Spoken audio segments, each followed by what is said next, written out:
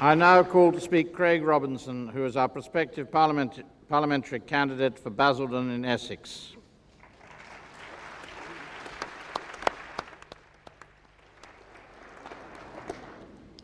Good morning. Until recently, I'd never really considered my democratic rights. I felt that democracy was something that had been achieved years ago and that I could get on with other things. But the real importance of democracy dawned on me when I saw those pictures of people in South Africa queuing all night for their right to vote. They waited in terrible conditions for the simple right to have a say in their nation's future. Now, most of my friends aren't interested in politics. They feel that nothing will ever change, and they probably won't vote.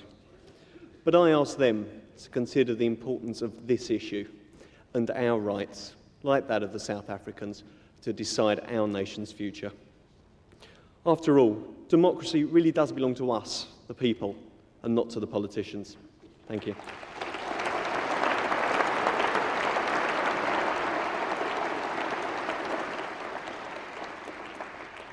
We now welcome our next speaker, Shahed Sadullah. He holds a first-class honours degree in English and started in the Pakistan Civil Service. He then started as a diplomat before moving into sports journalism and becoming an editor of a cricket magazine. He expanded his area of interest into politics and is currently the distinguished editor of the English section of the London-based bilingual Pakistani paper, The Daily Yang, the first of only 2 ethnic dailies in Europe. He is married with 2 children and his wife is a teacher. The family has been living in England since 1976. He is a member of the MCC. Ladies and gentlemen, Shahed Sadullah.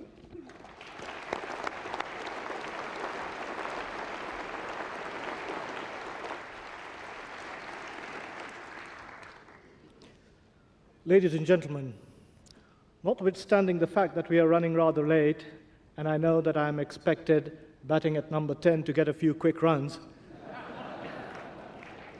it is difficult for me to resist the temptation of starting a speech on the subject of unemployment and small businesses without quoting the old joke about Asians and corner shops. You know, the one about why Asians can never play football, because each time they get a corner, they'd open a shop on it.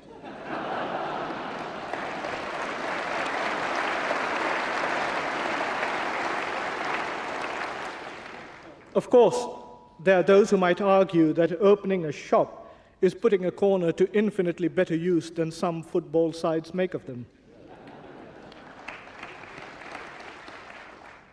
Corners have been drying up for some sides in the game, but if recent trends are to be believed, the future of the corner shop also looks rather less than promising. For Europe has a tragic unemployment crisis, and the facts and figures show that there is cause for real concern for small businesses. But before giving you some of the official unemployment figures from the European Commission, I will ask you to bear in mind that the reality is much worse. To obtain the true unemployment figures, you must add in the millions of workers who have completely withdrawn from the labour market so that they are no longer included in the statistics, and you must also add the millions participating in government make work programs. Such programs do not provide real jobs. They simply allow governments to pretend that these jobs exist and thereby flatter the official figures.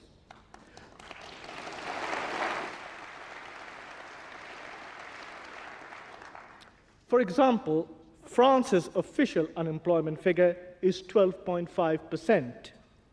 The true figure for underemployment is known to be closer to 20%.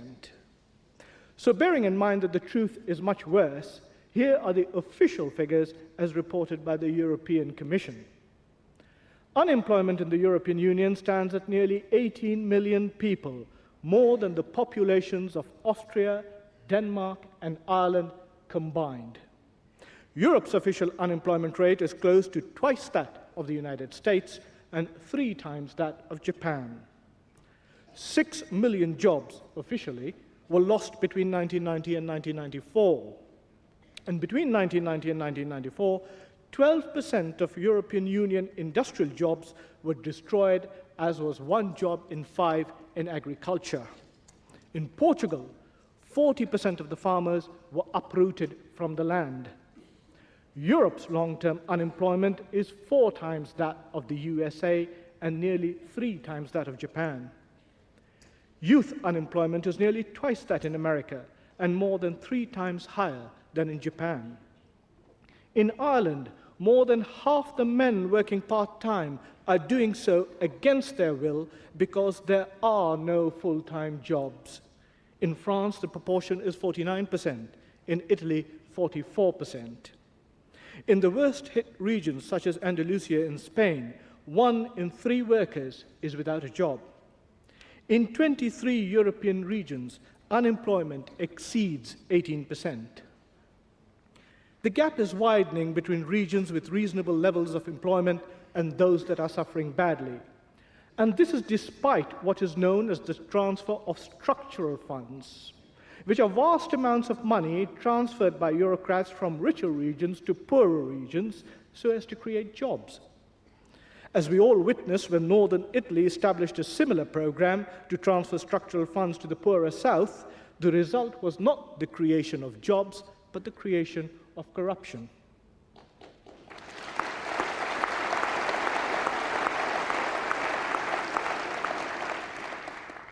And finally, France's Nobel Prize-winning economist Maurice Allais has shown how the number of French workers who were unemployed or underemployed rose by more than 780% between 1970 and 1993, a period during which the French economy exhibited a spectacular growth at 80%.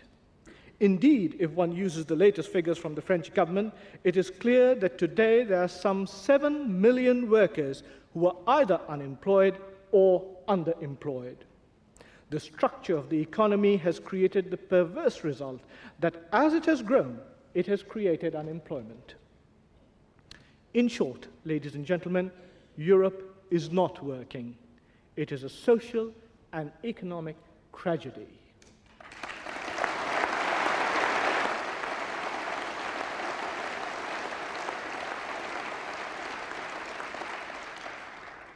And ladies and gentlemen, even I can see that, and as somebody else confessed, I too am not a politician, although I am a journalist, which I've widely been given to believe is the next worst thing.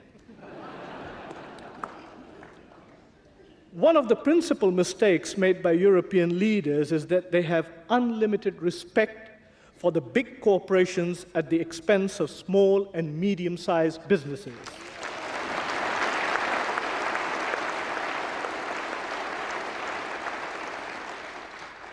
The managers of the large corporations and the leading European civil servants are products of the same restricted educational system. And yet, small and medium-sized businesses provide 66% of all jobs in Europe. During recent years, they have been the source of practically all new jobs created in the private sector. The big businesses that constitute the European Round Table of Industrialists have a very different record. The European Round Table brings together the chief executives of 47 of Europe's largest businesses, such as Fiat, Philips, Renault, and ICI. When added together, the sales of these 47 companies are larger than the economies of the 6 smallest European nations combined. Yet, these companies employ less than 2% of Europe's workforce. What is more, they do not create jobs, they shed them.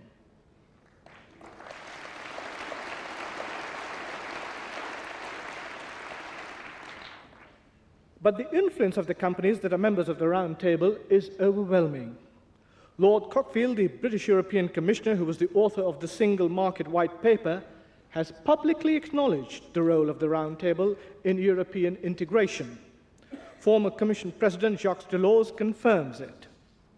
The relationship is so close that when European Commissioners Etienne Davignon and François-Xavier Ortoli left the Commission, they became active members of the Round Table. Here in the UK, Michael Heseltine returned a draft Department of Trade report to the civil service who wrote it, with a demand that they integrate the main ideas of the 1993 Roundtable Report, Beating the Crisis. And now, Jacques Santer, the current president of the European Commission, has established a competitiveness advisory group to brief the heads of European governments. The committee is headed by veterans of the Round Table. The business version of the Eurocrats is clear. Europe must be designed to serve the interests of very large companies. That is why they propose publicly funded infrastructure schemes, a single currency, migrant workforces, and compliant nation states, all working for large business. The results are now proven. In Germany, the heart of Europe, the number of bankruptcies of small and medium-sized businessmen has risen from 6,300 in 1980 to over 22,000 last year. These results demonstrate that in contrast to big business, small business is neglected, despite the fact that it is the seed corn of the future. Look to America to witness how practically all of the vibrant new businesses started as small businesses only a few years ago. They are run by entrepreneurs. Even more important, small businesses are the bedrock of local communities. Not only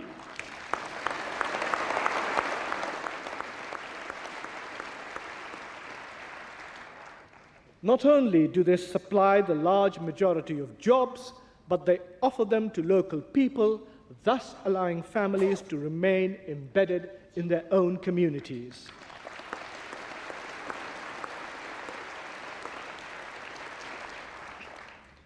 Ladies and gentlemen, the Europe that we want is not one based exclusively on a small number of vast corporations who work hand in hand with government. We need an economy which includes everybody and, as it grows, provides jobs and does not destroy them. That means that we need a great diversity of enterprises, small, medium, and larger, and that we need the importance of small businesses to be fully recognized.